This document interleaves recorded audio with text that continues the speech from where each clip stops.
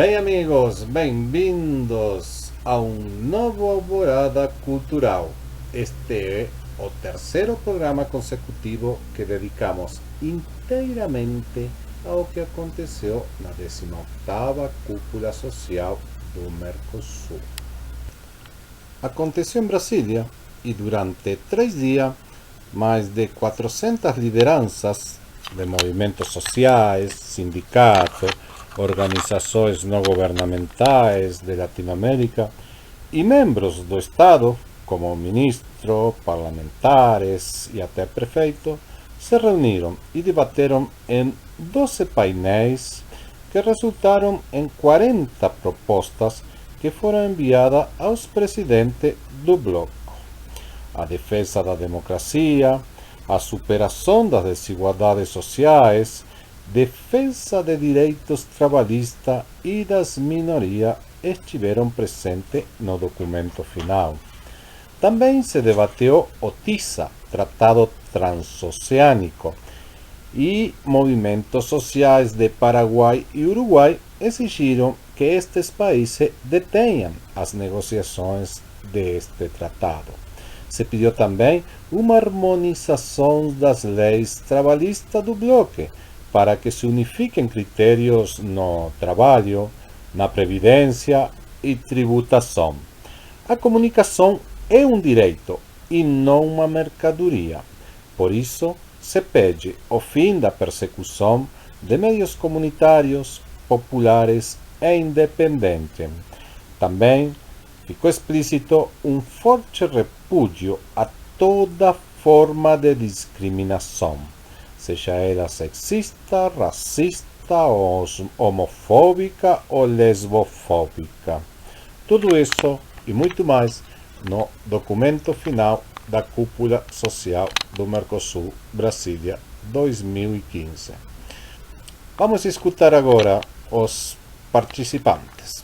Aqui, na Alvorada Cultural, os protagonistas contam a história. É interessante você estar perguntando. Eu agradeço a oportunidade até do Mercosul estar nos recebendo como movimento periférico dentro de uma oportunidade dessa. Porém, quando eu faço uma fala que é um espaço careta, o que eu estou querendo dizer isso? Porque é um espaço que a molecada da periferia ela não vai ter o mesmo privilégio que eu estou tendo aqui. Pelo fato de eu estar representando a periferia, não quer dizer que todos estão tendo o mesmo benefício que eu. Então eu gostaria que quebrasse mesmo, talvez, essa regra e levasse essas oportunidades para dentro das comunidades para entender, né, se a gente tem a pretensão de falar não de nós para nós mesmos e ampliar mais os nossos discursos, que a gente passa a incluir essas pessoas num processo natural, que é um processo de fala que dificulta tanto que isso não vai chegar nas bases, nas bordas, e a molecada vai estar com aquele ódio, com aquela vontade de socar no bigode sem entender o que está acontecendo.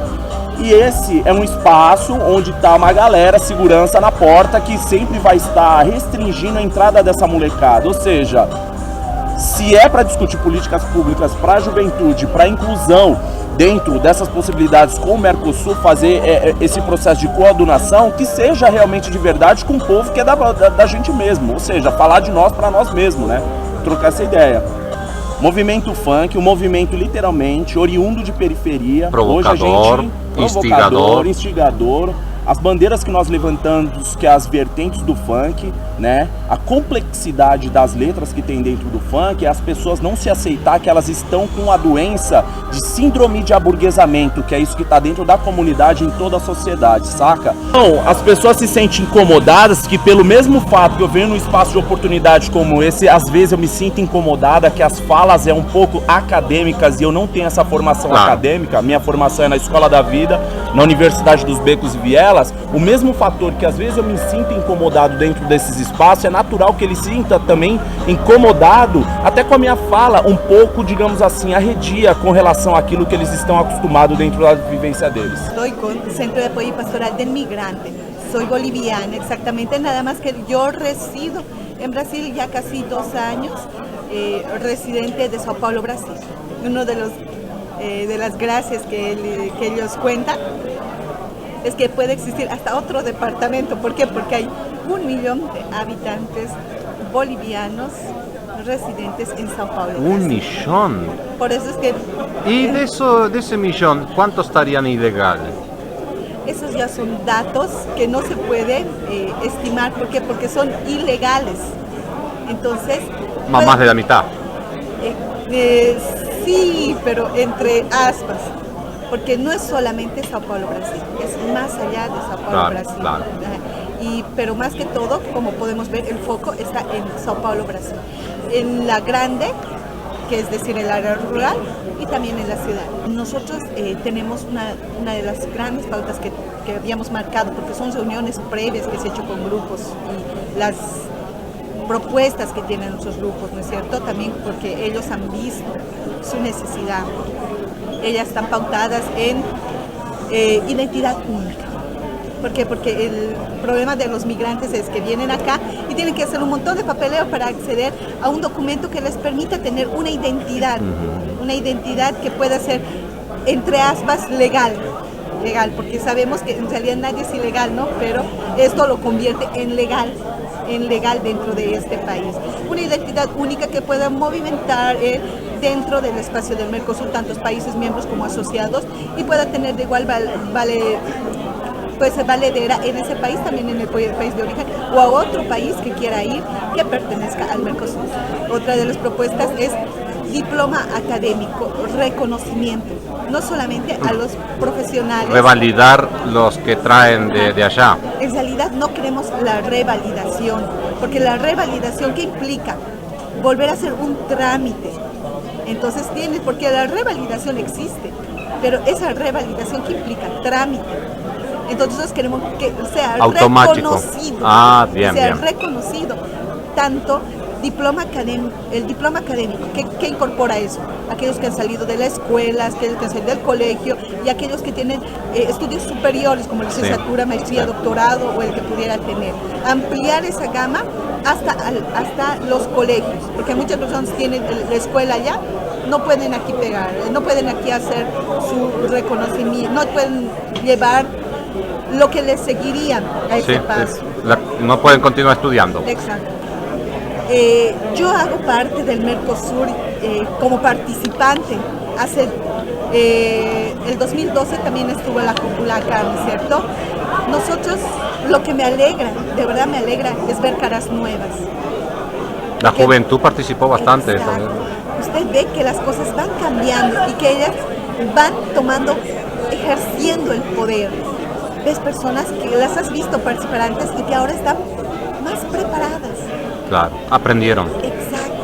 Y también me voy con el hecho de que ya sé, por lo menos, y esto sí, más allá de la entidad que represento, me voy satisfecha porque mi país ya va a ser miembro pleno del Mercosur. Bienvenido. Bolivia. Muchas gracias y mucha suerte, Yanira. Muchísimas gracias y me voy feliz porque conocí a gente y a culturas como las que ahora estoy conociendo.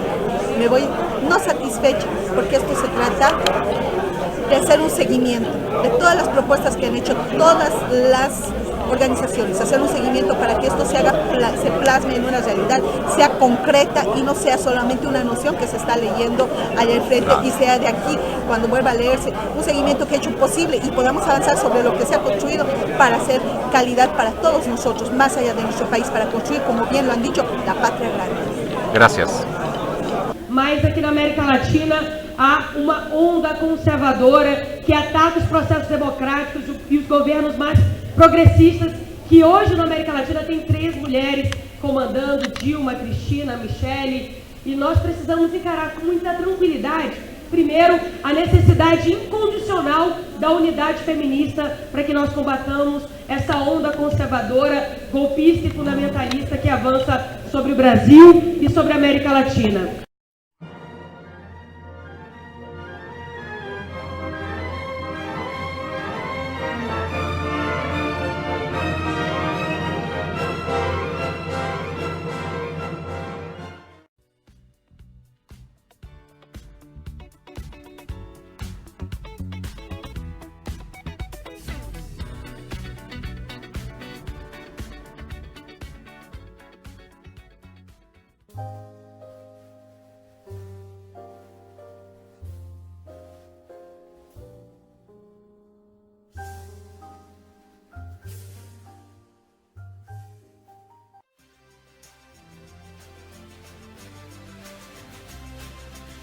Astor Ajuto Miyagi e este é o meu 7º livro, O Homem que Morreu 5 vezes.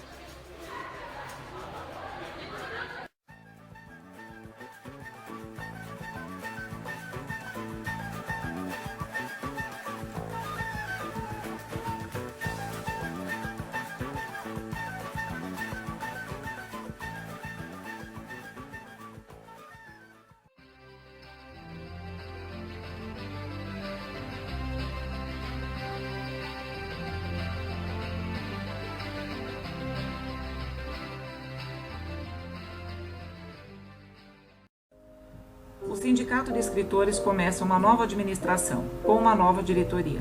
São tempos de reestruturação. Se você é escritor ou quer se tornar um, junte-se a nós e participe desta aventura maravilhosa. Gostei da discussão com a juventude, né, que é que me cabe agora por enquanto, até meus 30 anos. Gostei muito das falas, algumas da menina do Uruguai, de como que eles lutaram para ter tudo aquilo de avanços que eles teve em relação ao aborto, em relação às drogas, né? E a relação também da população de rua, que também lá Mujica colocava todo mundo para dentro de casa. Caio, tu vem de onde, representando que coletivo? Sou de Salvador, Bahia. Sou do coletivo Estopim e do Diretório Central dos Estudantes da Universidade Federal da Bahia. Certo. E qual é a tua impressão do que tu viu, escutou, sentiu hoje aqui? A cúpula tem sido um espaço de articulação muito importante, assim, né? Conversei com companheiros do Paraguai, companheiros e companheiras do Uruguai e tem sido bastante positivo esse espaço aqui. Para além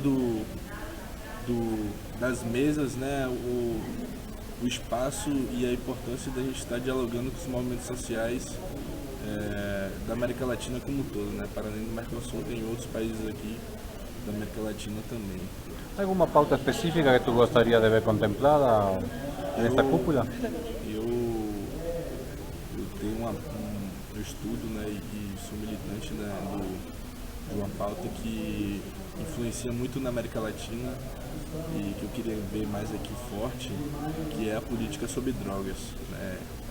A América Latina é um espaço produtor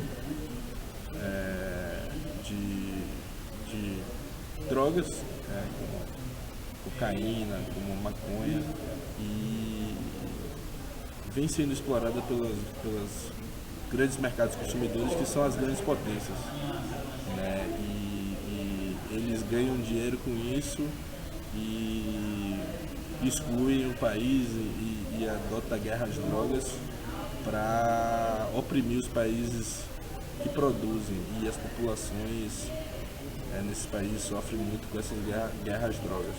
En primer lugar, creo que el haber vuelto a encontrarnos los pueblos y las organizaciones sociales del Mercosur a discutir, a pensar el bloque.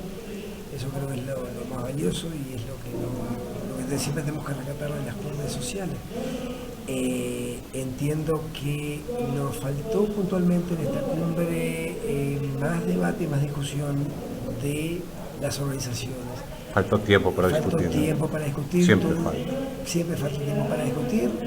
Quizá, bueno, son de esas cosas que tenemos que aprender para no volver a hacer y darnos más tiempo para discutir y para no solo mirarnos las caras, sino mirarnos y decirnos qué queremos y cómo queremos y poder de esa manera avanzar realmente hacia los cambios profundos que queremos en nuestra região. Então, sou do Coletivo Nacional de Juventude Negra, o Enegrecer. E aí, você se viu contemplado com os debates aqui na cúpula?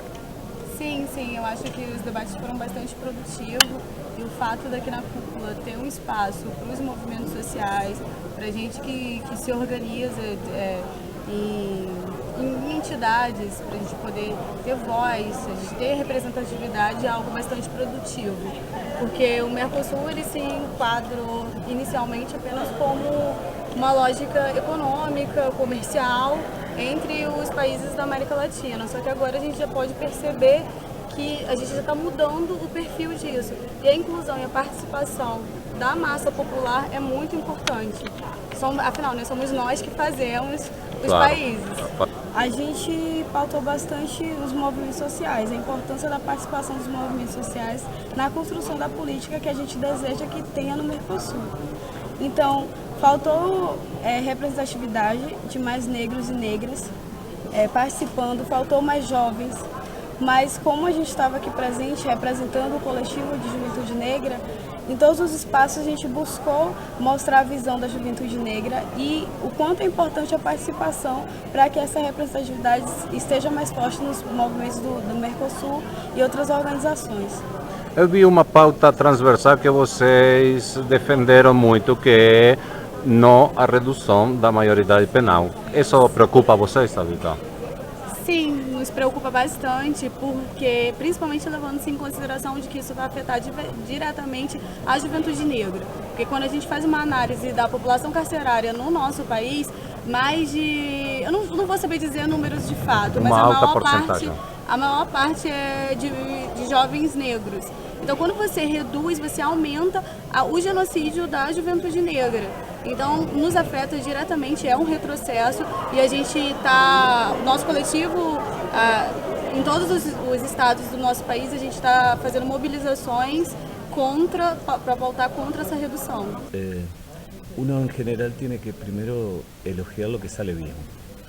Me parece que hubo un esfuerzo organizativo importante de las organizaciones brasileiras y del gobierno, los apoyos logísticos y de organización, y también tenemos que relevar algunos déficits que entendemos que hubieran fortalecido algunas representaciones. Igualmente esto siempre termina siendo una negociación a nivel país y una negociación a nivel del propio Mercosur, de la sociedad civil del Mercosur.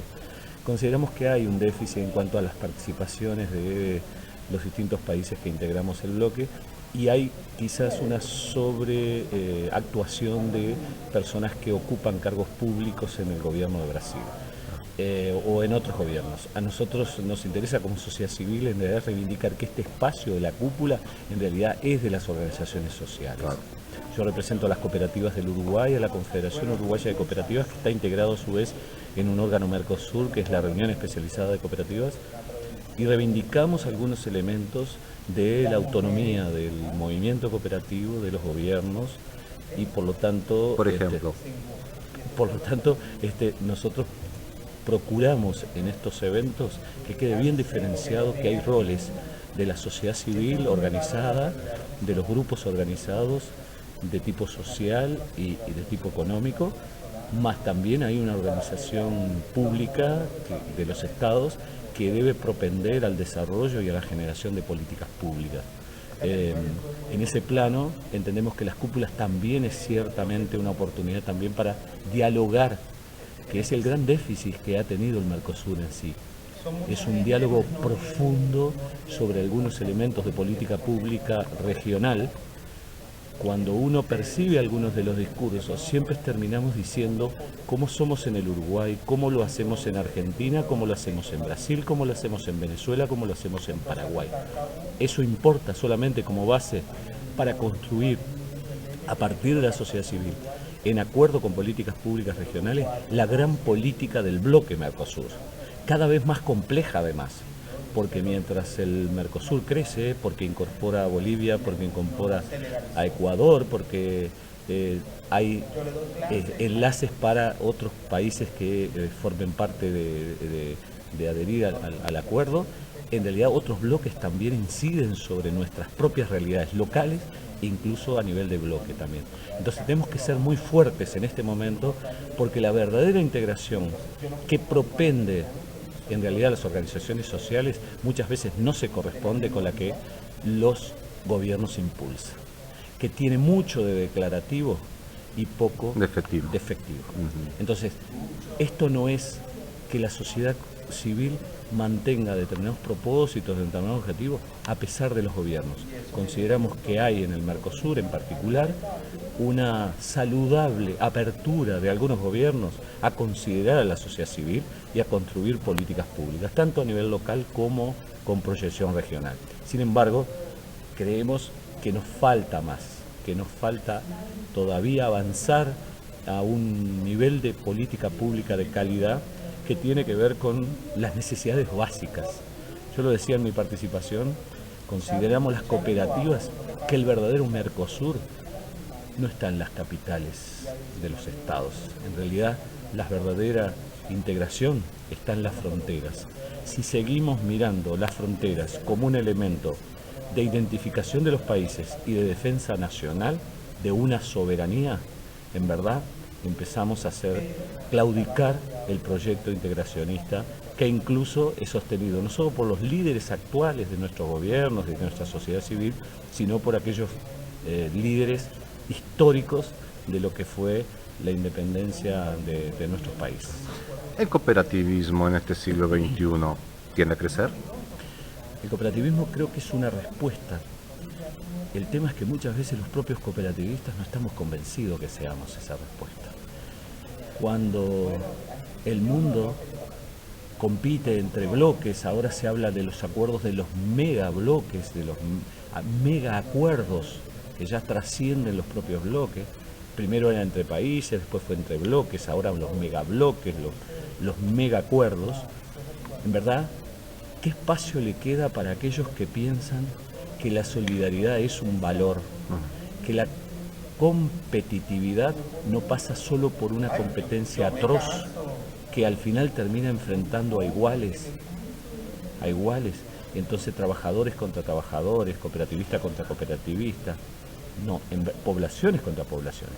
En realidad los pueblos no tienen razones para tener belicismo instalado, mucho menos las organizaciones que estamos hoy aquí y algunas que no han podido llegar hoy aquí.